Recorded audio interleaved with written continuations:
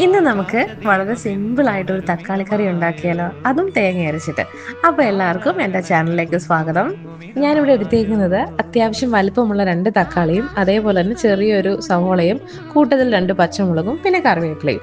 അപ്പം നമുക്കിത് ഉണ്ടാക്കിയാലോ. നമ്മൾ തേങ്ങ അരച്ചാണല്ലോ തക്കാളി കറി ഉണ്ടാക്കുന്നത്. അപ്പം നമുക്ക് അതിന് അരപ്പെന്താന്ന് നോക്കിയാലോ.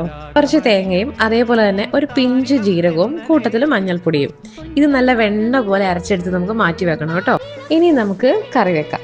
ചട്ടി അടുപ്പയിൽ വെച്ചിട്ട് ചട്ടി ചൂടായി കഴിയുമ്പം അതിലേക്ക് കുറച്ച് വെളിച്ചെണ്ണ ഒഴിക്കുക.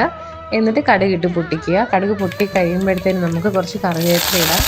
കറിവേപ്പില ഒപ്പം തന്നെ സവോളയും പച്ചമുളകും കൂട്ടത്തിൽ ഉപ്പും കൂടി ഇട്ട് നന്നായിട്ട് വഴറ്റണം. ഈ സവോള വഴറ്റുമ്പോഴേ എപ്പോഴും പറയുന്ന പോലെ തന്നെ നന്നായിട്ട് വഴറ്റിയാൽ മാത്രമേ നമുക്ക് കറികൾക്ക് ടേസ്റ്റ് ഉണ്ടാവുകയുള്ളൂ. സവോള നന്നായി വഴണ്ട് വരുമ്പോഴത്തേന് നമുക്ക് അതിലേക്ക് തക്കാളി ഇടാം. തക്കാളി ഇട്ട് കഴിയുമ്പോൾ കുറച്ച് മഞ്ഞൾപ്പൊടിയും കൂടി ഇട്ടിട്ട് നന്നായിട്ടൊന്ന് ഇളക്കുക. എന്നിട്ട് നമുക്ക് അടച്ച് വെച്ചിട്ട് വേവിക്കാം. വെള്ളം ആവശ്യമാണെങ്കിൽ വെള്ളം ഒഴിക്കാം. തക്കാളിയിൽ നിന്ന് ആവശ്യത്തിന് വെള്ളം ഇറങ്ങുന്നത് കൊണ്ട് ഞാനിപ്പോൾ ഇതിൽ വെള്ളം ഒഴിക്കുന്നില്ല കേട്ടോ. അപ്പോൾ നമുക്ക് അടച്ച് വെച്ചിട്ട് തക്കാളി വേവിക്കാം.